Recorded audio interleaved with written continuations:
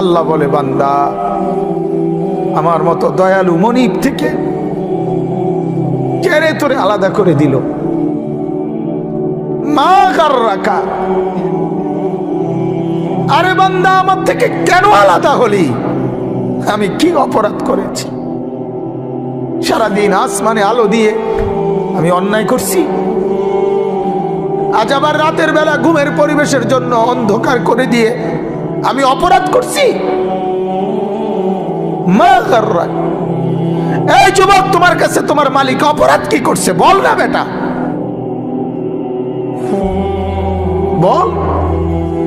কেন সেজদা করলি না ভাইয়া? আল্লাহ তোমার কাছে কি অন্যায়টা করছে? কি অন্যায়,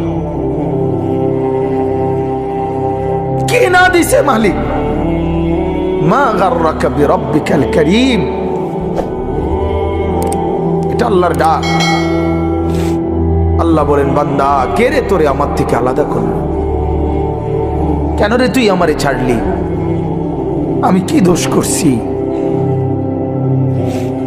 হাদিসের মধ্যে আছে, লাইসা মিন ইয়াউমিন ইল্লা ইউরাদু আলা নবী সাল্লাল্লাহু আলাইহি ওয়াসাল্লাম আমালা উম্মতিহি গুদওয়াতান ওয়া আশিয়াতান। শোনো যুবক, আল্লাহর নবী বলেন প্রতিদিন দুইবার, সকালে একবার, সন্ধ্যায় একবার, আমার উম্মতের আমল আমি রাসূলের সামনে ফেরেশতারা পেশ করে।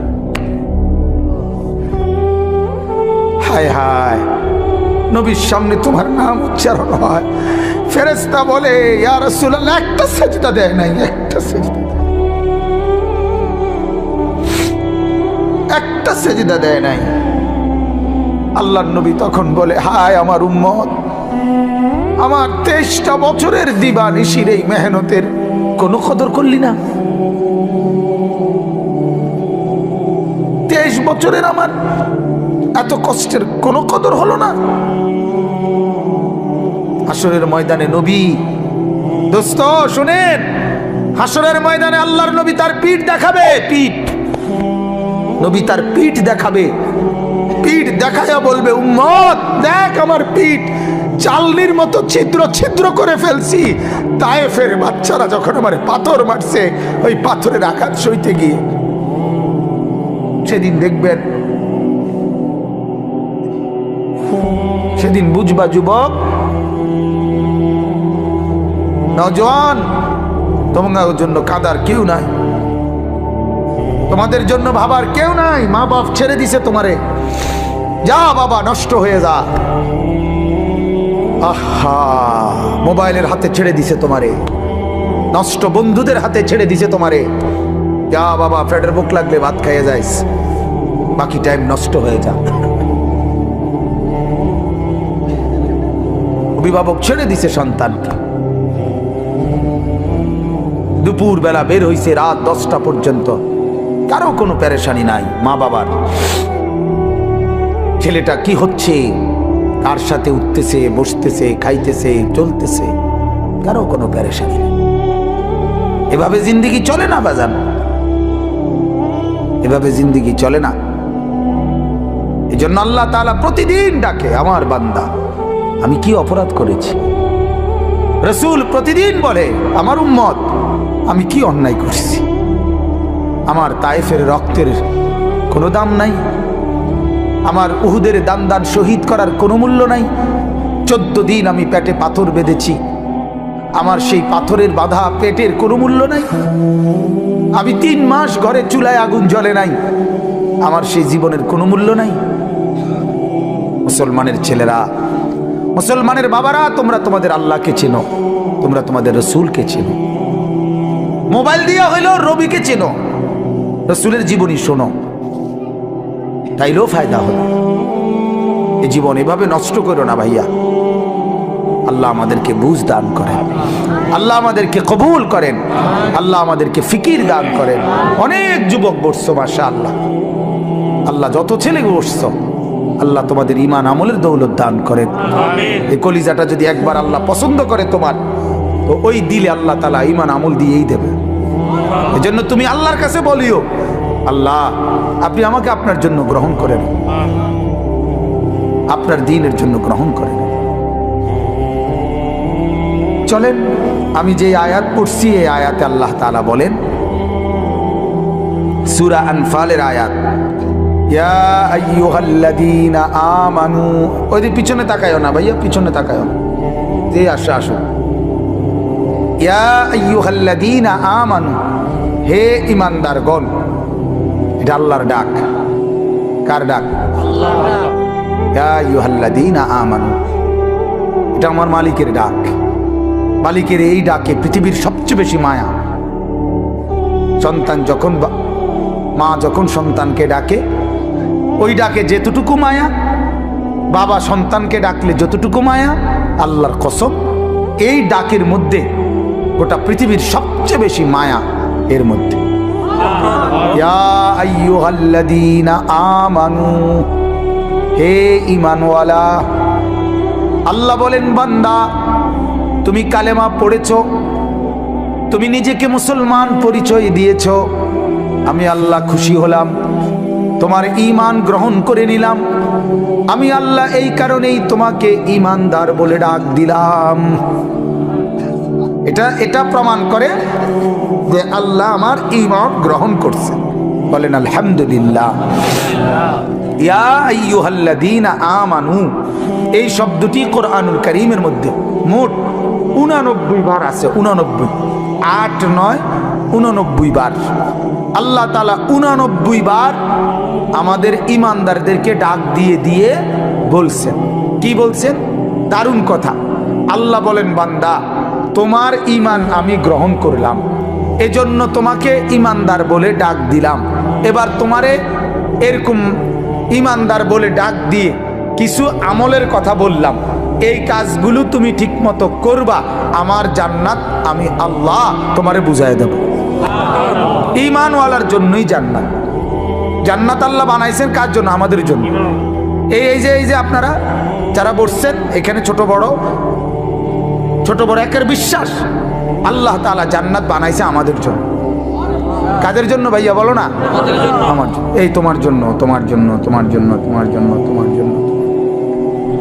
ওই যারে ধমক দিলাম দোস্ত, তোমার জন্য। রাগ হইও না, আল্লাহ তোমারে কবুল করেন, আল্লাহ তোমারে নামাজি বানায় দেন।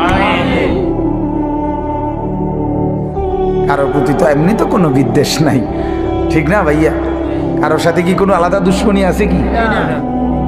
তো আল্লাহ তাআলা বলেন, ঈমান আমি গ্রহণ করলাম, ঈমানের বিনিময়ে জান্নাত।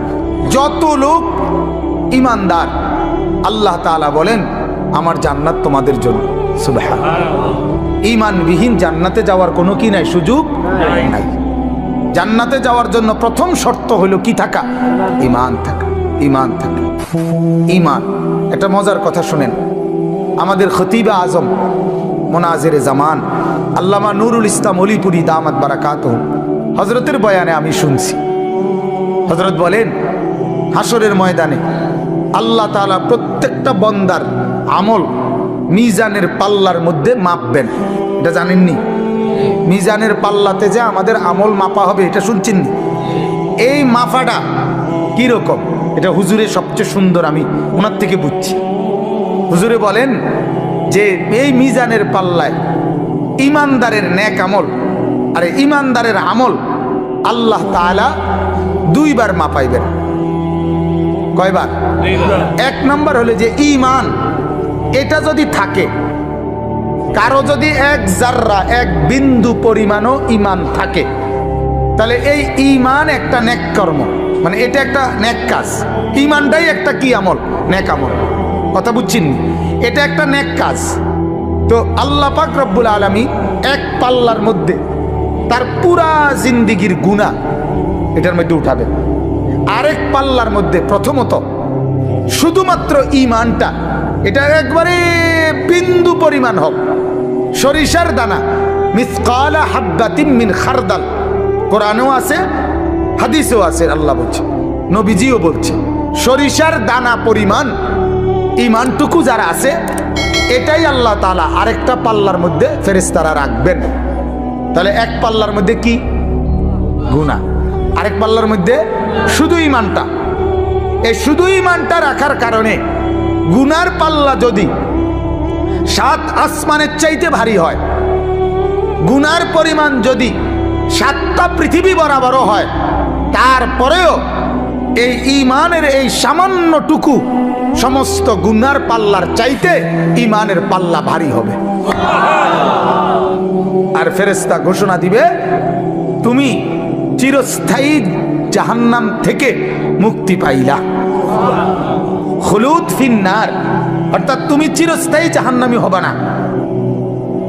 এখন ফেরেশতা বলবে, তবে দাঁড়াও, তোমার ফয়সালা এখনো শেষ হয়েছে না।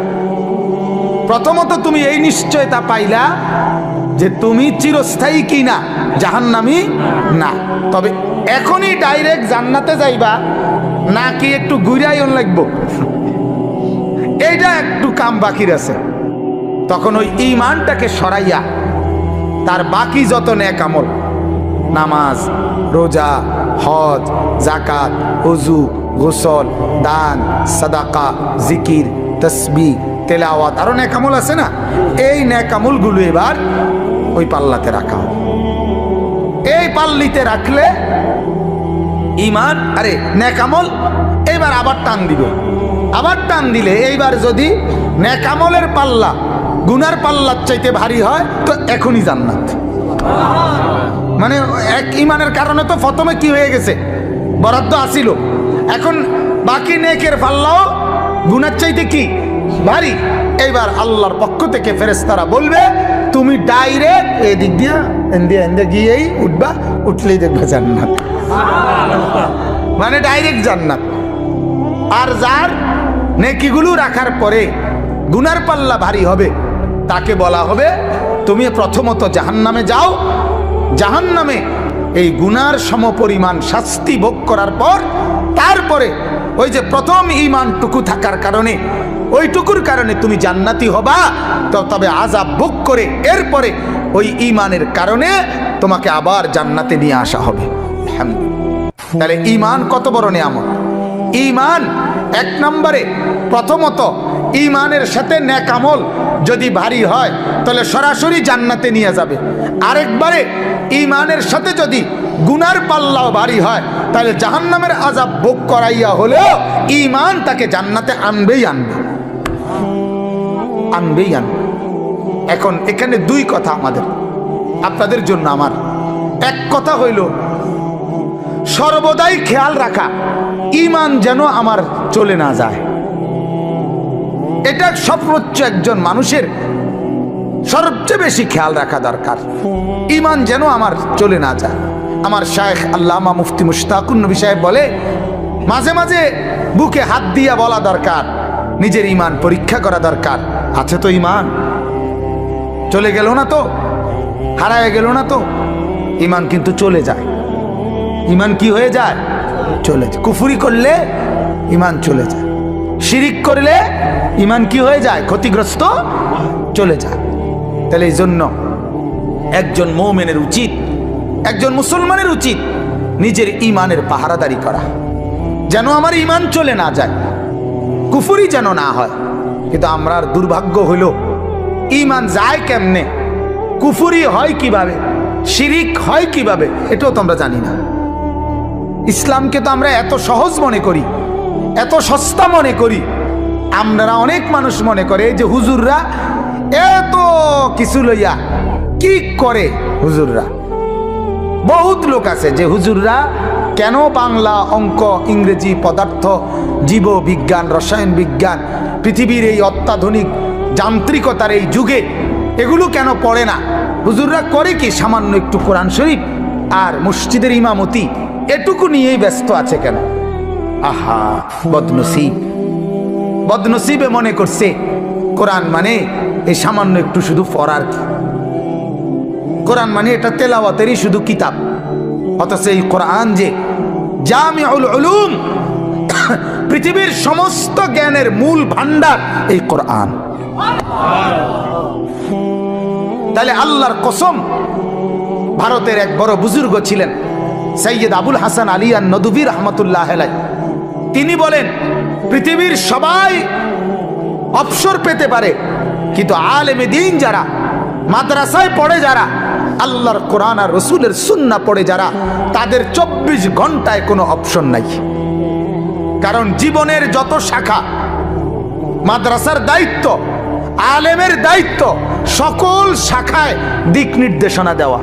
চাকরি, ব্যবসা, লেনদেন, কৃষি, ক্ষেত খামার, আয় রোজগারের যত মাধ্যম, মানুষের জীবন চলার যত মাধ্যম, লেনদেন, সামাজিকতা, আচার অনুষ্ঠান, বিশ্বাস, ইবাদত, আমল, হাঁটা চলা, খাওয়া পড়া, আহার নিদ্রা, হাসি কান্না, রাত দিন, অজু গোসল, যা কিছু আছে সমস্ত ব্যাপারে মানুষকে দিক নির্দেশনা দেওয়া একমাত্র উলামায়ে কেরামের দায়িত্ব, আর কারো না।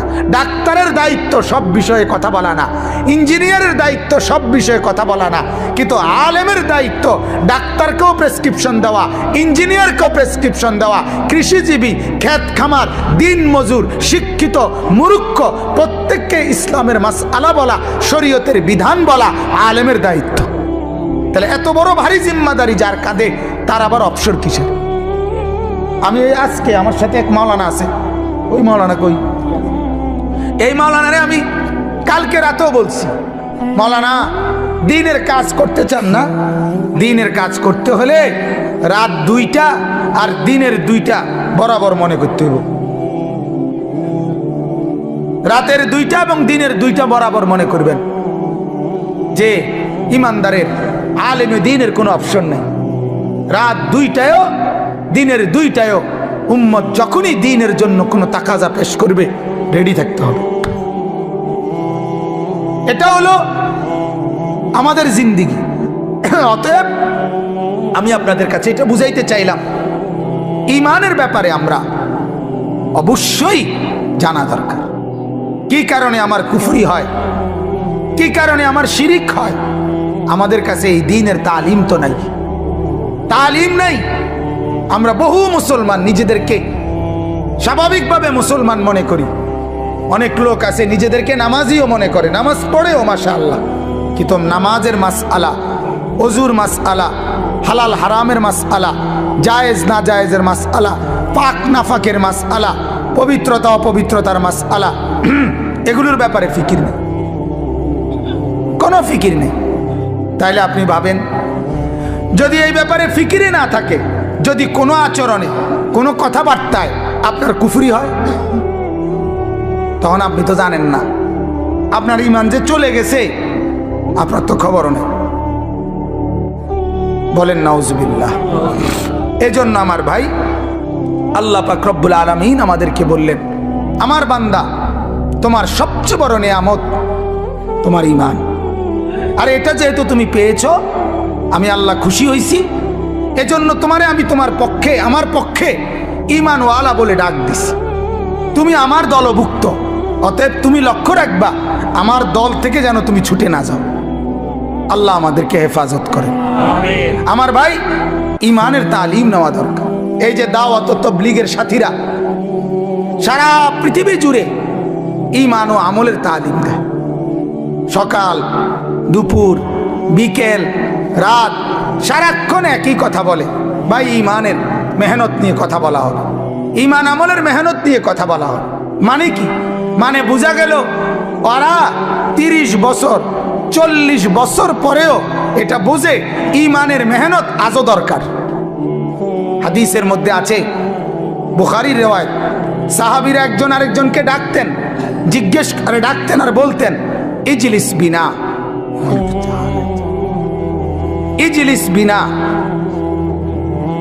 এক সাহাবী আরেক সাহাবীকে ডাকতেন আর বলতেন, ভাইয়া একটু পাশে বসেন, নুমিনু সাআতান, কিছুক্ষণ ঈমানের কথা বলি। এই ঈমান এমন এক জিনিস, সাহাবীরা রাসূল থেকে ঈমান শিখছে। সাহাবীরা কালেমা পড়ছে কার হাতে? নবীজির হাতে। তবুও বলতেন একজন আরেকজনকে, ভাই বসেন, ঈমান বাড়াই, ঈমানের কথা বলি, ঈমানের আলোচনা করি, ঈমানের মুযাকারা করি। তাইলে আমার বলার উদ্দেশ্য হলো, আমরা যারা সর্বশ্রেণীর মুসলমান নিজেদেরকে দিনদার মনে করি, আমরা কিন্তু এটা লক্ষ্য রাখা দরকার আমার ঈমান যেন ছুটে না যায়। শুধু লা ইলাহা ইল্লাল্লাহ মুখে বলতে পারেন, এটাই যথেষ্ট না। আচরণে, কর্মে, বিশ্বাসে, লেনদেনে যেন কোনো কুফরি না হয়। বহু নাফরমান পাত্তর দিয়ে বাইর হইল, তার জবান দিয়ে মালিকের নাম বাইর হয় না। খানা খায় ঠিকই, বহু বদনসিব মসজিদের সামনে দিয়ে হাইটা জায়গা, সেজদা তার কপালে জোটে না। বহু চা দোকানদার, তার চোখের সামনে মসজিদ, ঠিক মসজিদ বরাবর তার দোকান। এই ডাকাইতের দোকানে বইয়া মানুষে চা খাইয়া নামাজ পড়ে, ডাকাইতে নিজে সেজদা দেয় না। আছে না এমন? হ্যাঁ, এটা নসিব। আল্লাহ যাকে পছন্দ করে, ইচ্ছে করে, মালিক যাকে দয়া করে, তাকে আল্লাহর কথা শুনবার, বলবার, বুঝবার, মানবার তৌফিক দেয়। বিশ্বাস করেন, এটা অনেক বড় নিয়ামত।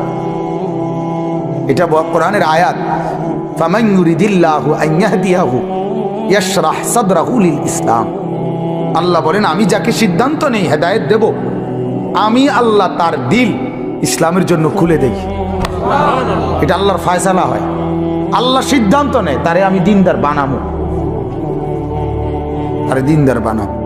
উমর রাদিয়াল্লাহু তাআলা আনহু, উনি ফয়সালা নিছে, উনি নবীজির গর্দান নিবে, চোখ লাল, বুকের মধ্যে রাগ, হাতে তলোয়ার। ওনার সিদ্ধান্ত নবীজিকে হত্যা করবে। আল্লাহ বলে, আমার সিদ্ধান্ত তোরে হেদায়েত দেবো, আয় আউগা। ঠিকই না বলেন না কেন? আল্লাহর সিদ্ধান্ত আরেক রকম। তো মালিক বলে, আও আগাও আগাও, সাই জামা জুমা বদলাইও না, এলো। এই অবস্থাতে রব্বুল আলামিন হেদায়েত দিছে। সুবহানাল্লাহ। ইয়া মুকাল্লিবাল কুলুব সাব্বিত কলবি আলা দীনিক। এই দোয়ার মধ্যে ব্যাখ্যায় আছে, নবীজি বলছে, প্রতিটা মানুষের কলব, দিল আল্লাহর কুদরতি দুই আঙ্গুলের মাঝে থাকে। ইন্না কুলুবাল ইবাদ বাইনা ইসবাআইনি মিন আসাবিআর রহমান। প্রত্যেকটা মানুষের দিল আল্লাহ তাআলার কুদরতি দুই আঙ্গুলের মাঝে থাকে। ইউকাল্লিবুহু কাইফা ইয়াশা। আল্লাহ যেভাবে ইচ্ছে ওই দিল বদলাইতে পারে। আল্লাহ চাইলে উলট পালট করে দেয়, আল্লাহ তাআলা চাইলে দিল বদলায় দেয়। এজন্য ওমরের শক্ত দিল, পাষাণ দিল আল্লাহ বদলায় দিছে, তো নরম দিল হয়ে গেছে,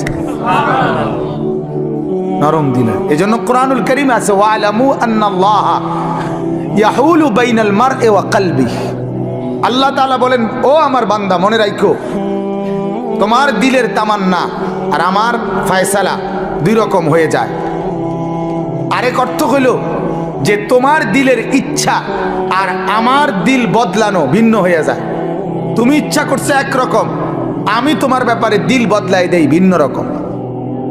এজন্য আমার অনুরোধ, প্রত্যেক দিন বলি, জুমার বয়ান যখনই আর মসজিদে যাবেন, একেবারে শুরুর থেকে, এই যুবক ভাইরা, তোমরাও অনেক ছেলে, তোমরা মসজিদে যাও ভাই, ঠিক আছে, কিন্তু বারান্দায় বসে থাকো, ধাক্কা ধাক্কি করো, রসিকতা করো। আরে দোস্ত, জিন্দিগি কতক্ষণ রসিকতা করলে? আমার শুধু এই কথাটা বুঝাও, আসলে রসিকতা কি কোনো টাইম টেবিল নাই? আর বিনোদনের কেকের কোনো টাইম টেবিল নাই? একটা মানুষ কি সারাদিনে ধাক্কা ধাক্কি, এই নিজেদের মধ্যে আনন্দ ফুর্তি, এই তামসা করতে মন চায়, এটা কতক্ষণ? কতক্ষণ ভাল লাগে? একজন মানুষের কতক্ষণ ঘুম যাইতে মনে করে? একজন মানুষের কতক্ষণ তামসা করতে মন চায়? এটার কি কোনো লিমিট নেই? এক সপ্তাহ পরে তুমি, এক সপ্তাহ তো তোমার মসজিদে দেখা যায় নাই, একটা সপ্তাহ পরে শুক্রবারে আধা ঘন্টা টাইমের জন্য আল্লাহর ঘর মসজিদে আসছো, শয়তান তোমারে তখনও কামড়ায়? ইবলিস কি তখন তোমারে তখনও ছাড় দেয় না? তখনও তুমি বারান্দাত বসে বসে ধাক্কা ধাক্কি করো, ঠেলাঠেলি করো। আশ্চর্য কথা। তাহলে আল্লাহর কথা কখন শুনবা ভাইয়া? আখিরাতের কথা কখন শুনবা? কেমনে বললে বুঝবা? কিভাবে বললে বুঝবে এরা? অনেক মুরব্বী আছে, এই মুরব্বী, অনেক কিছু মুরব্বীরও আছে বদভ্যাস, বসে বসে মসজিদে গিয়া ইমাম সাহেব জুমার বয়ান করে, সামনের কাতার দখল করে থাকে, কিন্তু বইবে জিমা এরম করে, বইয়ে বইয়া জিমা। জিমান কেন? আমার মসজিদে তো কোনো বুড়া, 200 বছরের বুড়াও জিমাই তারে। জিমানির সিস্টেমে নাই, ডরেও তো চোখ বন্ধ করে না, শতবদ নাই, শতবদ করবে কেন? আপনি আসছেন আল্লাহর ঘরে, শুনবেন না কেন? মনোযোগী হবেন না কেন? আমি একদিন এক মুরব্বির জিজ্ঞেসি, আপনি বলেন প্রতিদিন 1টার দিকে 12:30 1টার সময় আপনার ঘুমাননি? শনিবার, রবিবার, সোমবার, মঙ্গলবার, বুধবার, বৃহস্পতিবার? না হুজুর, শুক্রবারে ঘুম যাতা দেয় কেন? কি ব্যাপার, ঘটনাটা কি? গাফলত, খামখেয়ালি। আল্লাহ আমাদেরকে মাফ করে দেন। আমার ভাই, আল্লাহ তাআলা এটাই জন্য বলেন, ওয়ালাউ আলিমাল্লাহু ফীহিম খায়রাল লাসমাআহুম ওয়ালাউ আসমাআহুম লাতাওয়াল্লাউ ওয়া হুম মুরিদুন। আল্লাহ তাআলা এটা বহুত বড় ইহসান মালিকের। আল্লাহ বলেন, আমি চাইলে শুনাই, আমি মহব্বত করলে হেদায়েত দেই, আমি আল্লাহ পছন্দ করলে আমার রাস্তায় টেনে নিয়ে আসি। আল্লাহু ইয়াজতাবি ইলাইহি মান ইয়াশা। আল্লাহ বলেন, আমি যাকে পছন্দ করি, ইচ্ছে করি, আমি তাকে টেনে, জজব মানে হলো টাইনা নিয়ে আসি, আকর্ষণ করে আমি আমার দিকে নিয়ে আসি। সুবহানাল্লাহ। সে যায় উল্টো দিকে, আমি আল্লাহ টেনে নিয়ে আসি আমার দিকে। সুবহানাল্লাহ। আরেকটা হলো ওয়াহদি ইলাইহি মান ইউনিব। আল্লাহ বলেন, আমার রাস্তায় একটু যদি কেউ আগায়, আমি আল্লাহ তার চাইতে বেশি গতিতে আমি আল্লাহ তাআলা তাকে এগিয়ে হেদায়েত দিয়ে দেই। সুবহানাল্লাহ। এটার উদাহরণ আমরা ওস্তাদদের মুখে এভাবে শুনছি যে মা যখন তার ছোট ছেলেকে হাঁটা শিখায়, বাচ্চাকে, তখন মা একটু দূরে বাচ্চাটাকে দাঁড় করাইয়া এরপরে এই পাশ থেকে মা বলে, আব্বু আসো, আসো আসো আব্বু, একটু একটু আসো। তো বাচ্চা 2 কদম 3 কদম দিয়েই বাচ্চাটা পড়ে যায়, ঠিক না? মা তখন দৌড়াইয়া গিয়া মহব্বত করে, আদর করে কোলে তুলে নেয়, এরপরে আদর করে চুমা দেয়। রব্বুল আলামিন যখন বলে, আমার বান্দা আমার রাস্তায় 2-4 কদমই আগাও, 2-4 কদম আগাইলেই আমি আল্লাহ নিজে আগায় গিয়ে তোমার কোলে তুলে নেব। সুবহানাল্লাহ। আদর করবো, আমি আদর করব। আমার শায়েখ আল্লামা মুফতি মুশতাকুন নবী সাহেব বলে, বান্দা যখন সেজদা করে, আল্লাহ তখন বান্দাকে আদর করে যেন পিঠে এবং মাথায় হাত বুলায় দেয়। হাত বুলায়, আনিস আসছো না, সেজদা করলা, খুশি হইলাম, আদর করে বুলায়। আল্লাহর পেয়ারা বান্দারা মালিকের স্পর্শ পায়। সুবহানাল্লাহ। মালিকের স্পর্শ পায়, মালিকের অস্তিত্ব কলিজার মধ্যে অনুভব করে, দিলের মধ্যে অনুভব করে। হাদিসের মধ্যে আছে, রাসূলুল্লাহ সাল্লাল্লাহু আলাইহি ওয়াসাল্লাম একদিন নামাজের মধ্যে তেলাওয়াত করতেছিলেন। নামাজে কোরআন শরীফ পড়ে না, তেলাওয়াত অবস্থায় একটু সামনে আগায় গেছে, আবার পিছায় পড়ছে। নামাজ শেষ করছে, আর সাহাবীরা জিজ্ঞেস করলেন, ইয়া রাসূলুল্লাহ কি করলেন এটা, যে আগায় আবার পিছায় গেলেন? আল্লাহর নবী বলেন, সাহাবীরা জান্নাতের ফলের কথা, জান্নাতের এই আয়াত যখন পড়তেছিলাম, তো আমি দেখছিলাম যে জান্নাতের ফলের গাছ আমার সামনে দাঁড়ানো, এই জন্য একটু আগায় গেছিলাম, মন চাইছিল ফলের একটা থোকা খুলুম, মানে সিরালমু। আবার ভাবলাম এটা তো দুনিয়া, এই জন্য ছিড়ি নাই, আর আবার পিছায় পড়ছি। মানে এমন ভাবে দেখছে, এমন ভাবে দেখছে। আল্লাহ রাসূল সাল্লাল্লাহু আলাইহি সাল্লামের সাহাবীরা বলতেন, রাসূলুল্লাহ সাল্লাল্লাহু আলাইহি সাল্লাম যখন সেজদা দিতেন, সাহাবীরা বলেন, আমরা শুনতাম, নাসমাউ লাহু আজিরান কা আজিরিল মিরজান। আল্লাহর নবীর সাহাবীরা বলেন, ডেকচির মধ্যে পানি গরম করলে, উতরাইলে যেরকম ডগডগ আওয়াজ করে, গড়গড় আওয়াজ করে, সাহাবীরা বলেন আল্লাহর নবী সেজদার মধ্যে এভাবে কাঁদতেন, আমরা তার কলিজার ভেতরে এই ডেকচির উত্তপ্ত গরম পানির ডগডগে আওয়াজের মতো শুনতে পেতাম। কি নামাজ পড়তেন, কেমন সেজদা করতেন। আল্লাহর নবীর স্ত্রী আম্মা জান আয়েশা রাদিয়াল্লাহু তাআলা আনহা বলেন, মাঝে মাঝে আল্লাহর নবী যখন সেজদা করতেন তাহাজ্জুদে, রাত গভীরে, এত লম্বা সেজদা করতেন, এত লম্বা সেজদা দিতেন। হযরত আয়েশা বলেন, আমি ভাবতাম, হায় তিনি ইন্তেকাল করলেন কিনা, তিনি মারা গেলেন কিনা। তো আমি নিজেই নিজে রাসূলুল্লাহ সাল্লাল্লাহু আলাইহি সাল্লামের পায়ের আঙ্গুলে হাত দিয়ে মানে অনুভূতি চাইতাম জীবিত আছে কিনা। এত লম্বা সেজদা দিতেন, এত লম্বা সেজদা দিতেন। এজন্য ভাইজান আমার বাপ, এটা অনুভূতির ব্যাপার।